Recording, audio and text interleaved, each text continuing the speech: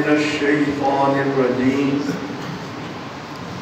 بسم اللہ الرحمن الرحیم الحمد للہ رب العالمین والصلاة والسلام على اشرف الانبیاء وسید المرسلین وعلى آلہ وأصحابه أجمعين أما بعد فأعوذ بالله من الشيطان الرجيم بسم الله الرحمن الرحيم واصبر نفسك مع الذين يدعون ربهم بالغداة والعشي يريدون وجهه ولا تعد عيناك عنهم صدق الله مولانا العظيم وبلغنا رسوله النبي الأمين الكريم ونحن على ذلك لمن الشاهدين والشاكرين والحمد لله رب العالمين إن الله وملائكته يصلون على النبي يا أيها الذين آمنوا صلوا عليه وسلموا تسليما اللهم صل على سيدنا ومولانا محمد وعلى آل سيدنا ومولانا محمد وبارك وسلم حاضرین گرامی کا عرس مبارک کی مناسبت سے میں نے سورہ کہف کی ایک آیت پاک آپ کے سامنے تلاوت کرنے کا شرف حاصل کیا۔ کل انشاءاللہ العزیز جمعے کے اندر بھی میرا موضوع یہ ہے کہ اللہ والوں کے پاس بیٹھنا یہ کیسا ہے، اللہ والوں کے ہاں جانا کیسا ہے، اللہ والوں کے ساتھ کس انداز میں بیٹھا جائے، کس انداز میں ان کے پاس جایا جائے۔ یہ بات کوئی اس دنیا کا بندہ نہیں کہہ رہا، بلکہ یہ سب کچھ اللہ پاک ہمیں قرآن میں حکم دے رہا ہے۔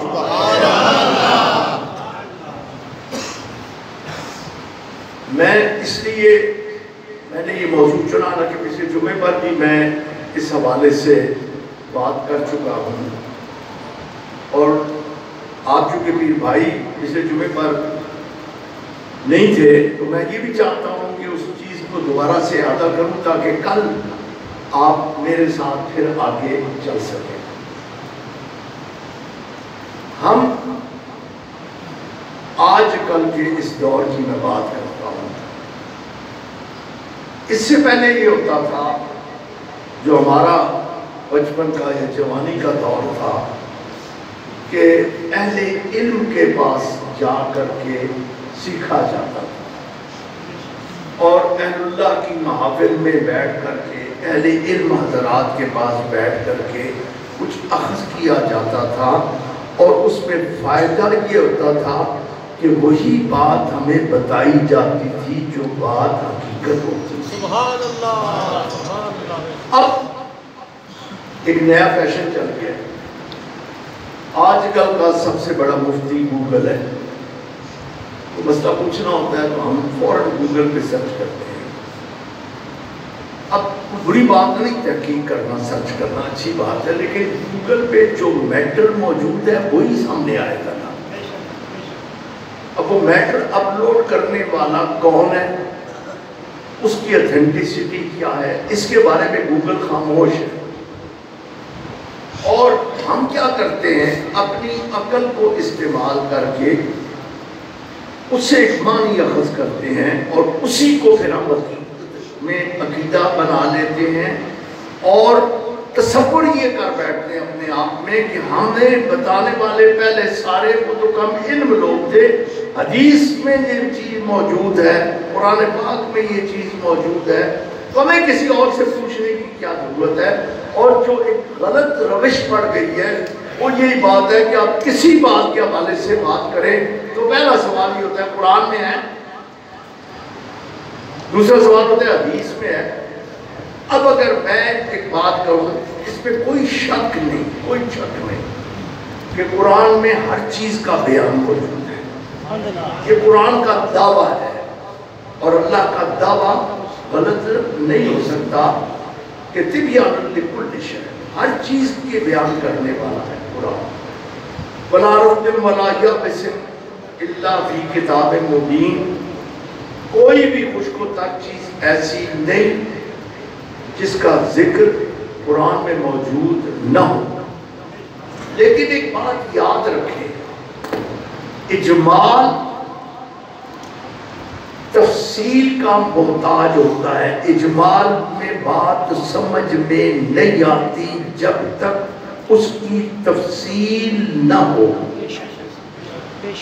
میں ایک مثال دیتا ہوں کہ اگر اس وقت باہر ایک آدمی گزرے تو ہم نے صرف اتنا دیکھا کہ ایک شخص گزرا ہے اور ہم کیا کہہ سکتے ہیں؟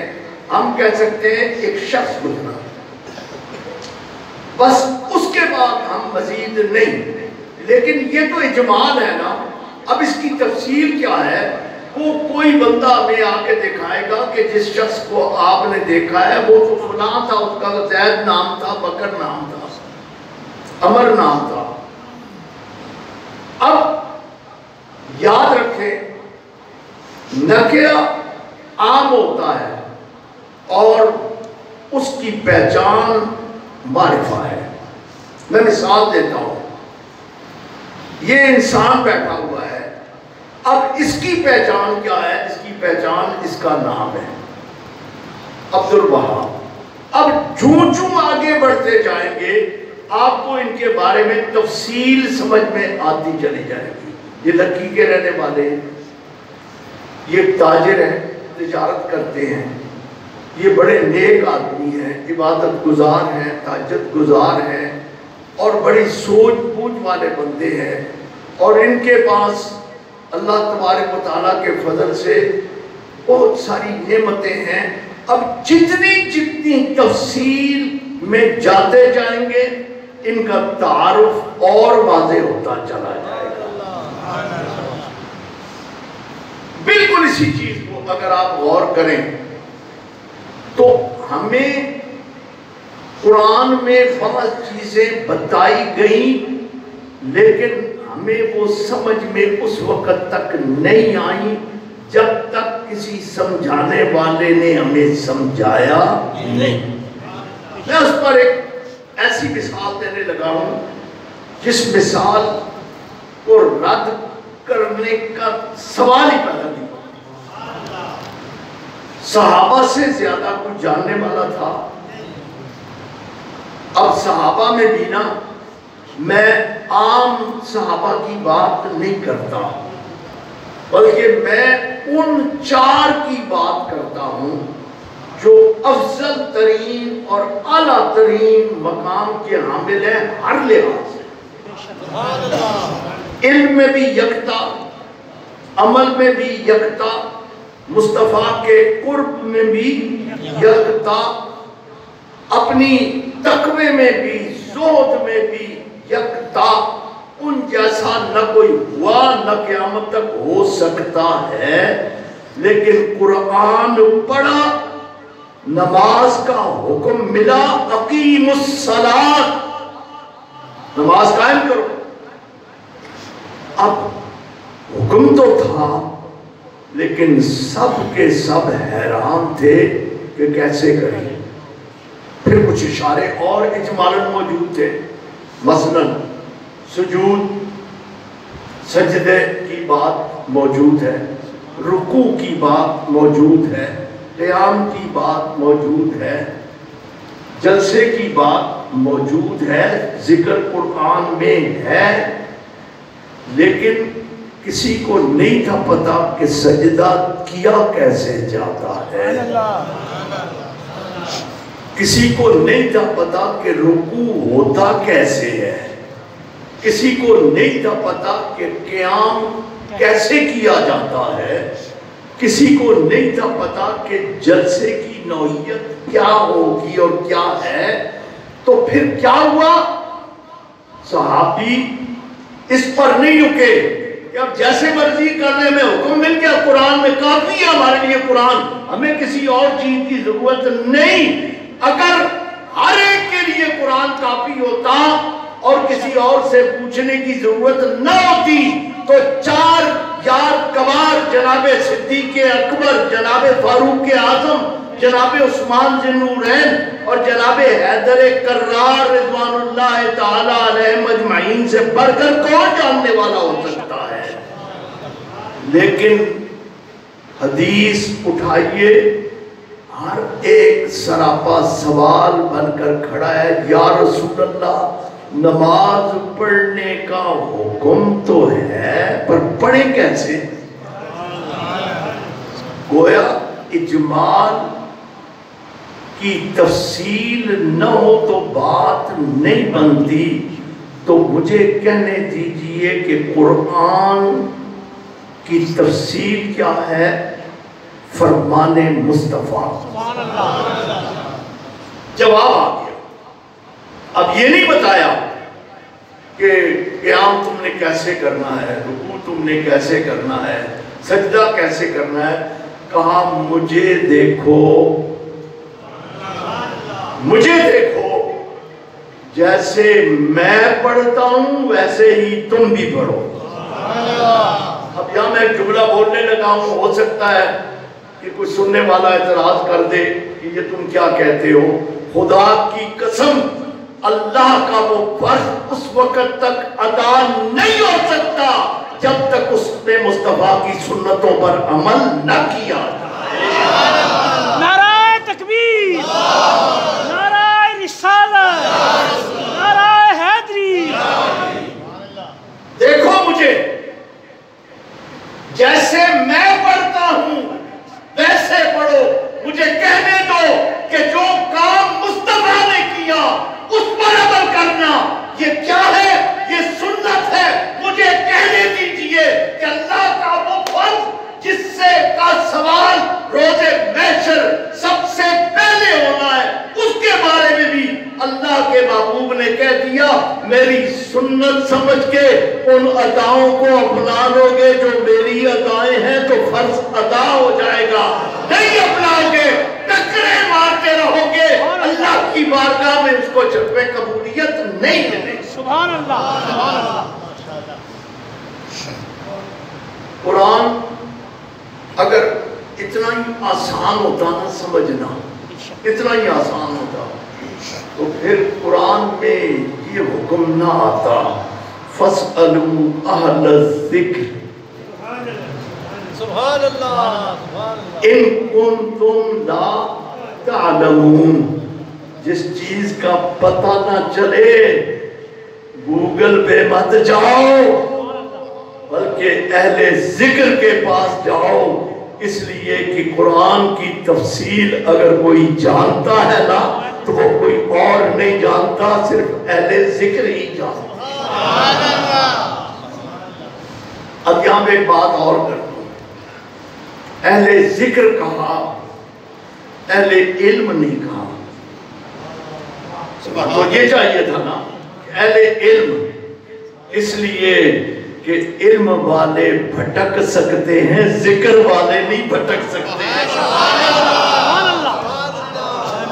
علم والے بھٹک سکتے ہیں اور بھٹکے ہیں، بھٹکے ہیں، کئی بھٹکے ہیں، اور علم والوں میں ایک بڑا تھا وہ بھی بھٹکا، پھٹکار پڑ گئی، رادہ درگاہ ہو گیا، لعنت کا توق گلے میں ڈال دیا گیا، قیامت تک کے لیے جس پر ہدایت کا دروازہ بند کر دیا گیا وہ بھی صاحب علم تھا۔ مجھے کہنے دو کہ صاحب علم بھٹک سکتے ہیں، اہل علم بھٹک سکتے ہیں، لیکن جو اہل ذکر ہوتے ہیں نا وہ وہی ہوتے ہیں کہ نہ خود بھٹکتے ہیں، اور خدا کی قسم جو ان کے نقش قدم پر چلتا ہے وہ اس کا بھی بیڑا پار ہو جاتا ہے۔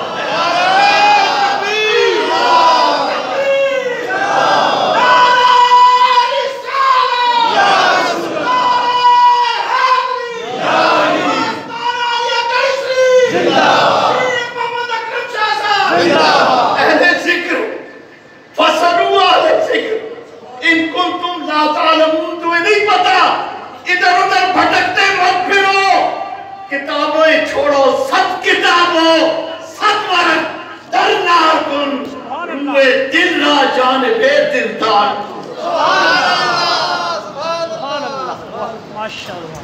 اور کہا کال را بگزار، یہ علم کال ہے، چھوڑنے سے کال را بگزار، مرد حال شو۔ مرد حال کیسے بنو گے؟ پیش مرد کامل پامال شو۔ تو بات یہ ہے کہ قرآن سمجھنے کے لیے اہل ذکر کی محفل میں جب تک بیٹھتے رہے نا قرآن سمجھ میں آتا رہا، بھٹکے نہیں، گمراہ نہیں ہوئے۔ جب ہم نے اہل ذکر کو چھوڑ دیا تو پھر نتیجہ کیا نکلا؟ ہم اس زمرے میں شامل ہو گئے جن کے بارے میں قرآن کہتا ہے یُضِلُّ بِهِ کثیرا۔ یاد رکھو، بات طویل ہو گئی، میں اپنے موضوع سے ہٹنا نہیں چاہتا۔ بات میں یہ کر رہا تھا کہ قرآن میں ایک واضح حکم موجود ہے، ایک جگہ پہ نہیں، کئی جگہوں پہ۔ اور اگر آپ ذرا غور کریں نا تو آپ کو اندازہ ہوگا کہ اللہ والے یہ ایسی پاکیزہ مخلوق ہیں، اہل اللہ یہ ایسی پاکیزہ مخلوق ہیں جن کے بارے میں رب نے ان کا تعارف اپنے حوالے سے کرایا ہے۔ ذرا سوچنا، کسی کا تعارف کیسے کرایا جاتا ہے؟ کہا جاتا ہے کہ فلاں بڑا عالم ہے، اس کے علم کے حوالے سے، فلاں بڑا خطیب ہے جی، اس کی تقریر کے حوالے سے، فلاں بڑا خوبصورت لکھنے والا ہے، خوش نویس ہے، اس کی کتابت کے حوالے سے۔ تعارف اس کی صفت کے حوالے سے کیا جاتا ہے نا، موصوف کے حوالے سے تعارف کیا جاتا ہے عام طور پر کچھ لوگ ایسے ہیں جن کو جن کی صفات کی بنا پر اللہ تعالیٰ ان کا تعارف نہیں کراتا، بلکہ جب بھی ان کا تعارف کراتا ہے وہ اپنے حوالے سے کراتا ہے۔ مثلا تعارف کرایا کیا؟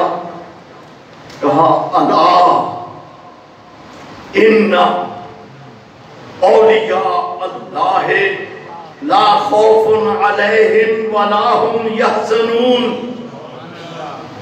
اب یہ تعارف کرانے سے پہلے اللہ اور انا یہ دو تاکیدیں کیوں لگائیں؟ خبردار اللہ۔ اب اگر عام بات ہوتی نا، خدا کی بات عام بھی خاص ہے، بلکہ خاص الخواص ہے، بلکہ اخص الخواص ہے، اس لیے اللہ کا کلام ہے، اس میں تو کسی شک کی گنجائش نہیں، ظاہر ہے وفی گنجائش ہی نہیں۔ لیکن رب کریم نے یہاں پہ جو تعارف کرایا وہ تعارف کیا ہے؟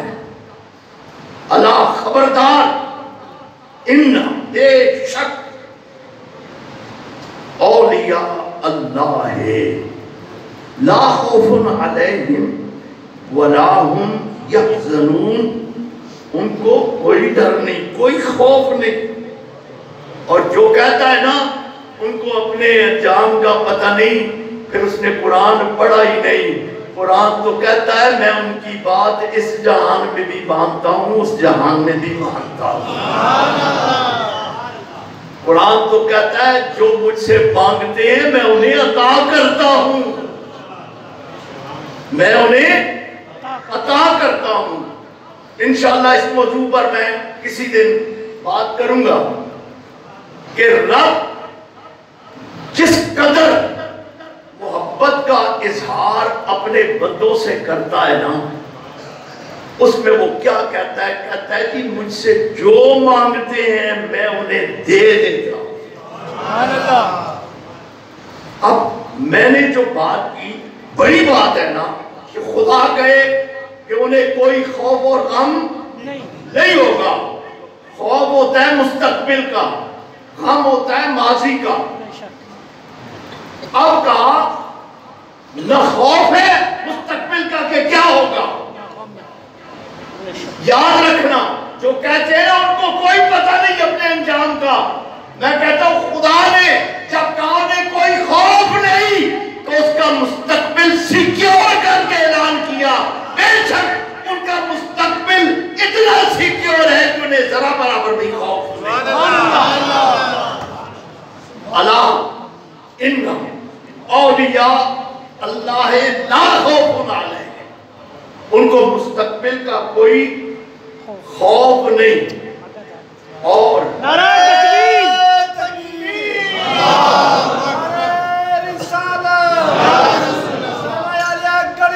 زندہ باد، نہ مستقبل کا خوف اور نہ کوئی چیز ان کی چھنی ہے جس کے چھن جانے کا انہیں خوف۔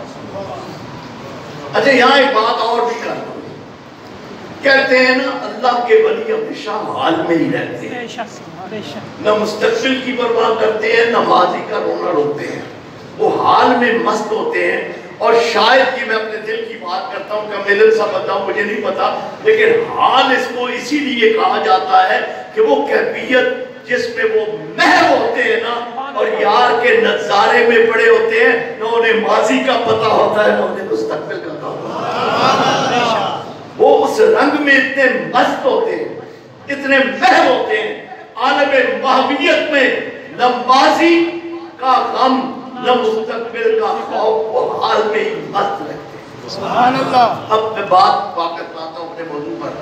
الا ان اولیاء اللہ لا خوف علیہم ولا هم یحزنون، یہاں پہ بات کس کی جا رہی ہے؟ جس کی بھی کی جا رہی ہے اس کا نام نہیں لیا جا رہا۔ ہو سکتا ہے یہ بات سیدنا ابو بکر صدیق کی ہو اور یقیناً ہے، ہو سکتا ہے یہ بات فاروق اعظم کی ہو اور یقیناً ہے، ہو سکتا ہے یہ بات عثمان ذی النورین کی ہو اور یقیناً ہے، ہو سکتا ہے یہ بات حیدر کرار کی ہو اور یقیناً ہے، ہو سکتا ہے یہ بات حسنین کریمین کی ہو، یقیناً ہے، لیکن نام لے کے کسی کا ذکر نہیں کیا، تعارف کرایا تو کن الفاظ سے کہا روم کا رہنے والا سہیب ہو، حبش کا رہنے والا بلال ہو، فارس کا رہنے والا سلمان ہو یا ہاشمی سردار علی ہو، یہ سب کے سب جب میں ان کی بات کرتا ہوں تو نہ ان کے رنگ کی بات کرتا ہوں، نہ ان کی نسل کی بات کرتا ہوں، نہ ان کے مرتبے کی بات کرتا ہوں، نہ ان کی سماجی حیثیت کی بات کرتا ہوں، نہ میں ان کے علم کی بات کرتا ہوں، نہ میں ان کی سخاوت کی بات کرتا ہوں، نہ میں ان کی کسی اور صفت کی بات کرتا ہوں، میں انہیں اپنے ساتھ جوڑ کر کہتا ہوں جو میرے دوست ہیں ان کے لیے میں خدا کہتا ہوں، ان کے لیے کوئی خوف اور غم نہیں۔ اللہ اکبر، یا رسول اللہ، اب ذرا غور کیجئے، تعارف کیا کرایا؟ اولیاء اللہ، ولی کی، اللہ کا دوست. ولی کسے کہتے ہیں؟ اللہ کا دوست. اب دوست کون ہوتا ہے؟ دوست کون ہوتا ہے؟ دوست دوست کا محبوب ہوتا ہے. سبحان اللہ سبحان اللہ. یہ بات ذرا غور کیجیے گا. دوست کون ہوتا ہے؟ دوست کا محبوب ہوتا ہے. اور جہاں دوستی پکی ہو نا، جہاں دوستی پکی ہو اور اتنی پکی ہو کہ اس کی پہچان ہی وہ دوستی ہو، تو پھر رنگ عجیب ہوتا ہے کہ ایک جگہ پہ ایک محب اور عاشق ہے، دوسرا محبوب اور معشوق ہے، اور وہیں پر دوسرا محب ہے اور وہیں پر دوسرا عاشق ہے. اب یہ فرق کیوں نہیں؟ اس لیے کہ رب نے جب انہیں اپنے ساتھ جوڑا تو اس حال میں جوڑا کہ رب ان کا محبوب، وہ رب کے محبوب، رب ان کا محبوب. اب اگر آپ غور کریں نا تو جب دوستی میں آئے نا تو پھر ایک حامد ہوتا ہے، دوسرا محمود ہوتا ہے. ایک تعریف کرتا ہے میرا دوست ایسا ہے، دوسرا کہتا ہے میرے دوست کی زلفیں تو دیکھو، تیسرا کہتا ہے میرے دوست کی آنکھیں تو دیکھو، میرے دوست کے رخسار تو دیکھو، بھری پیکر نگارے سر وقت دے لالا رخسارے، بھری پیکر نگارے سر وقت دے لالا رخسارے، سراپا آفت دل بود شب جائے کہ من بودم.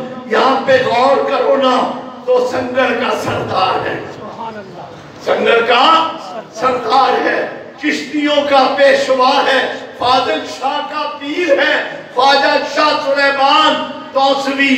اب اگر دیکھو تو تمہیں دکھائی دے گا دیکھنے میں تو عاشق ہے پر حقیقت میں معشوق ہے. سبحان اللہ سبحان اللہ سبحان اللہ. دیکھنے میں تو عاشق ہے لیکن حقیقت میں معشوق ہے، اس لیے کہ اس کا پیار کرنا تو کم تر ہو سکتا ہے نا بتقاضائے بشریت.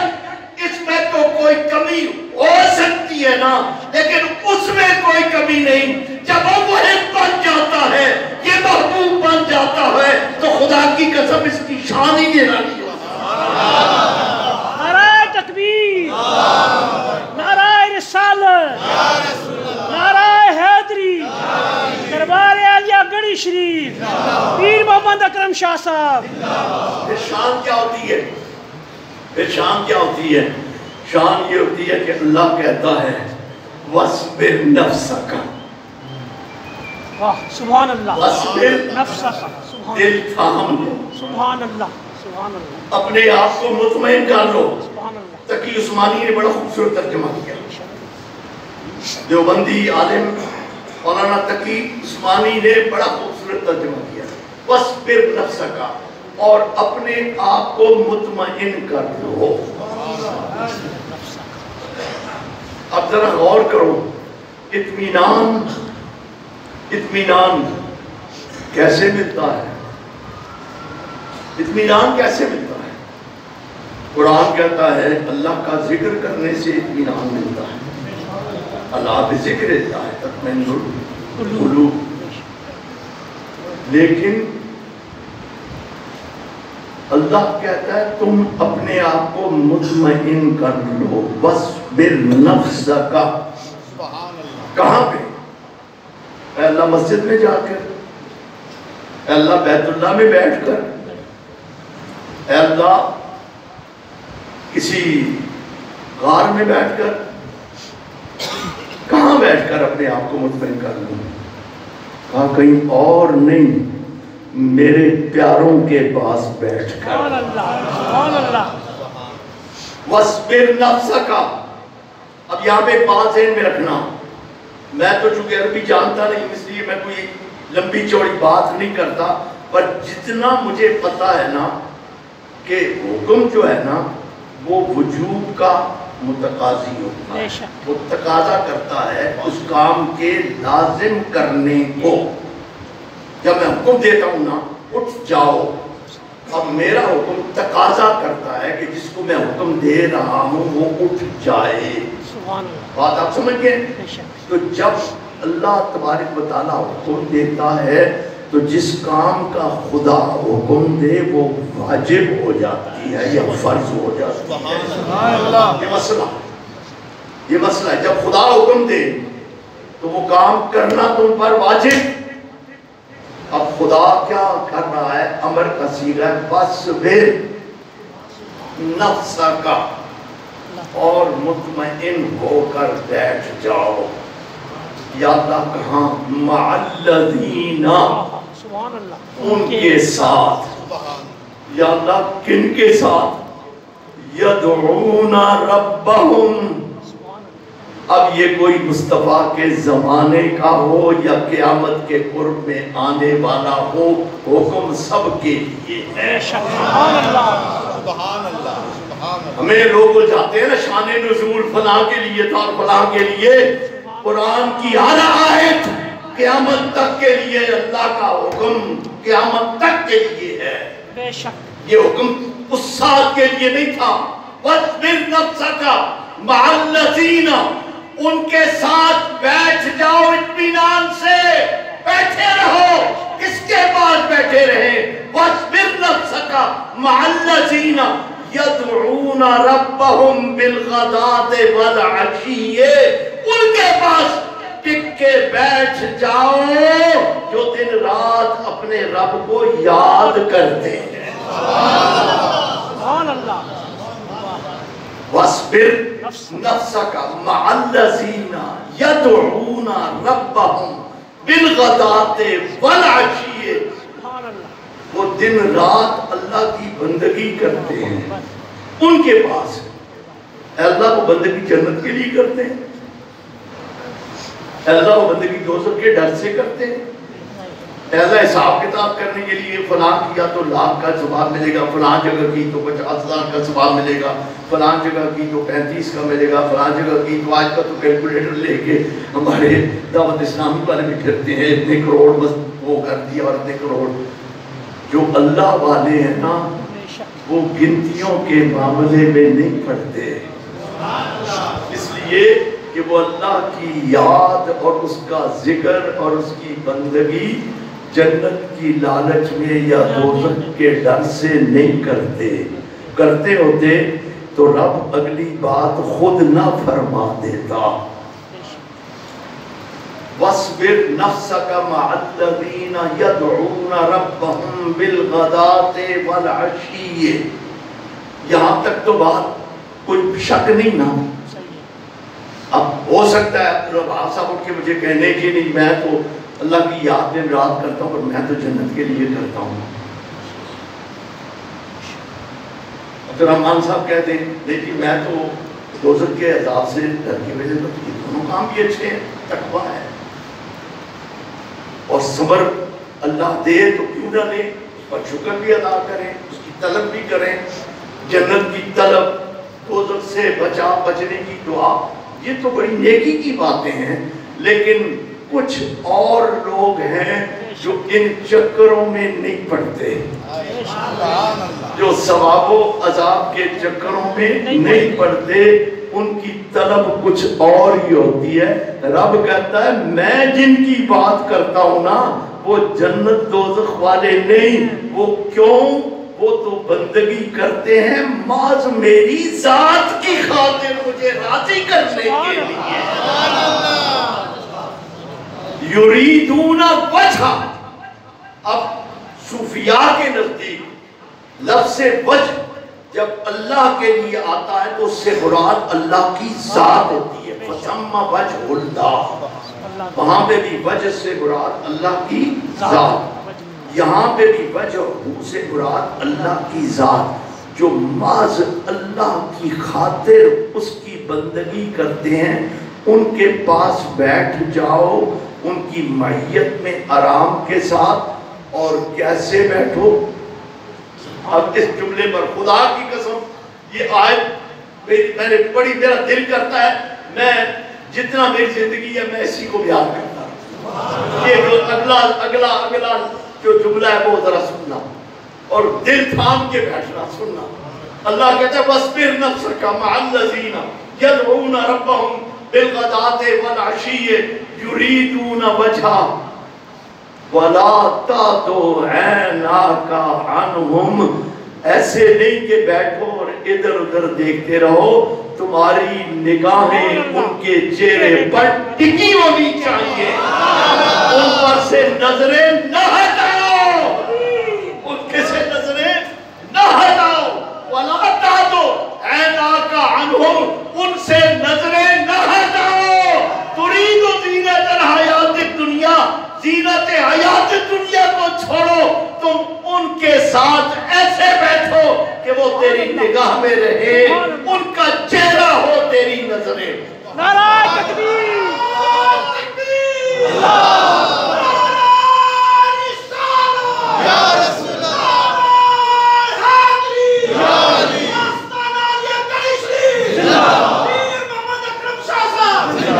اب یہی مضمون, یہی بات. پہلی بات تو یہ کہ اب یہ حکم جو ہے یہ جب وجوب کا تقاضا کرتا ہے تو واجب تو ہو گیا نا. اب پتہ کیا چلا کہ ایک حکم ہے اسبات کا اور دوسرا حکم ہے نہیں کا. ایک امر ہے اور ایک نہیں ہے. ایک جگہ پہ ایک حکم دیا ایسے کرو اور دوسری جگہ پہ ایک حکم دیا اس کے خلاف نہ کرو. تو اس کا مطلب یہ ہے کہ اس میں تاکید در تاکید آ گئی, تاکید در تاکید آ گئی. اور وہ تاکید در تاکید کیا ہے کہ سورہ کہف میں ہے وَاصْبِرْ نَفْسَكَ مَعَ الَّذِينَ يَدْعُونَ رَبَّهُمْ بِالْغَدَاةِ وَالْعَشِيِّ يُرِيدُونَ وَجْهَهُ. اور دوسری جگہ پہ کہاں وَلَا تَطْرُدِ الَّذِينَ يَدْعُونَ رَبَّهُمْ بِالْغَدَاةِ وَالْعَشِيِّ يُرِيدُونَ وَجْهَهُ. جن کی میں بات کر رہا ہوں اللہ کہتا ہے ان سے دور نہ ہونا. سورہ انعام, ان سے دور نہ ہونا. وَلَا تَطْرُدِ الَّذِينَ, ان کو دور نہ ہٹانا, ان کو اپنے سے دور نہ کرنا. اور فرمایا فَتَطْرُدَهُمْ فَتَكُونَ مِنَ الظَّالِمِينَ. اگر ان کو دور ہوگے یا ان کو دور کرو گے تو پھر تم ظلم کرنے والے ہو جاؤ گے. اب آپ ذرا غور کریں کہ رب نے حکم دیا اللہ والوں کے پاس ایک کے بیٹھنے کا اور ان سے دور نہ ہٹنے کا. اگر آج کا کوئی بندہ تمہیں کہے کہ تم کیا لینے جاتے ہو اللہ والوں کے پاس, تو میں کہتا ہوں اس کے لیے یہی کہہ دو کہ رب نے ہمیشہ ان کے ساتھ جڑنے کا حکم دے دیا ہے. اور اس کی اگر تشریح پوچھ لی ہے تو رب اس کی بڑے مختصر انداز میں جامع تشریح خود فرماتا ہے. قرآن اپنی تفسیر خود ہے.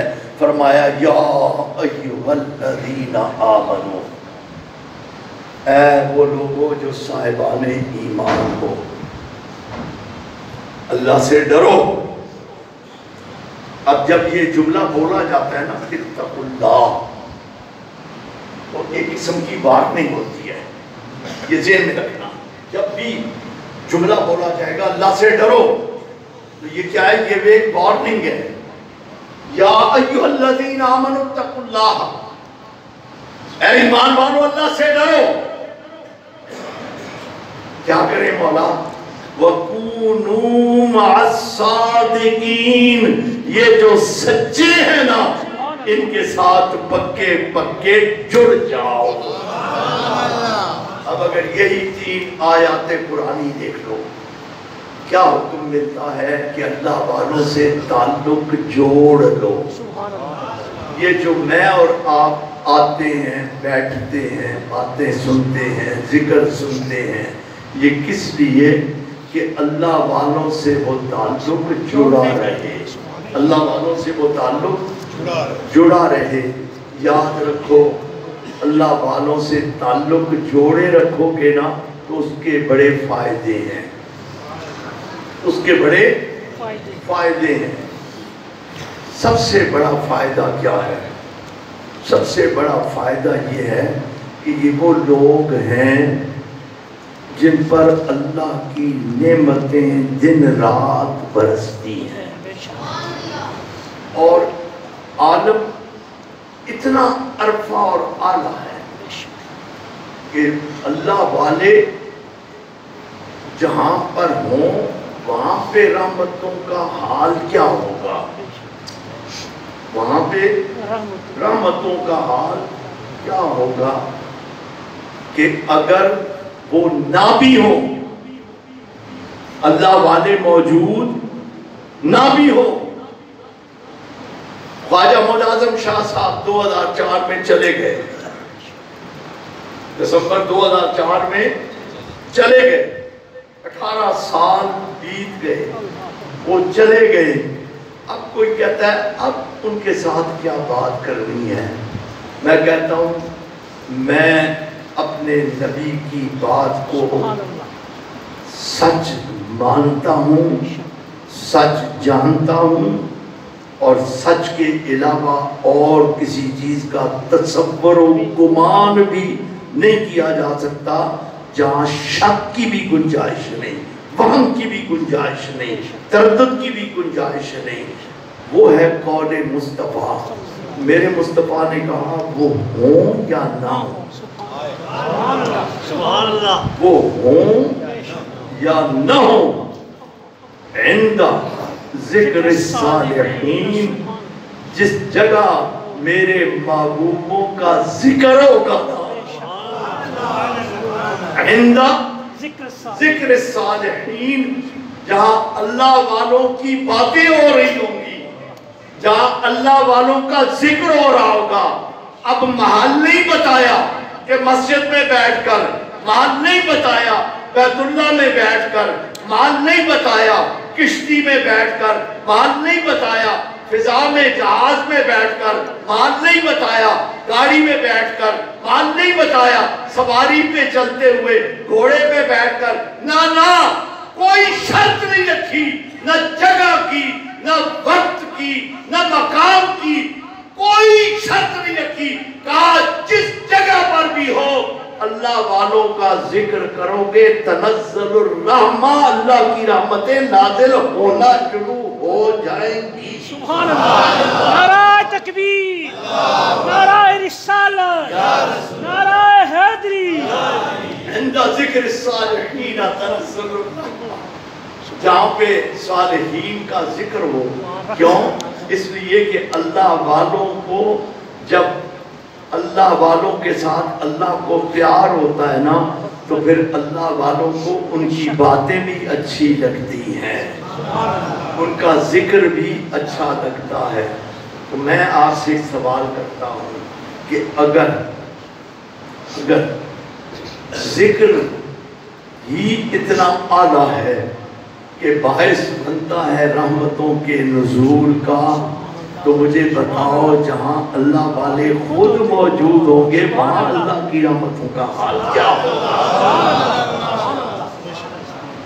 اللہ والوں کی بارگاہ میں جایا کرو۔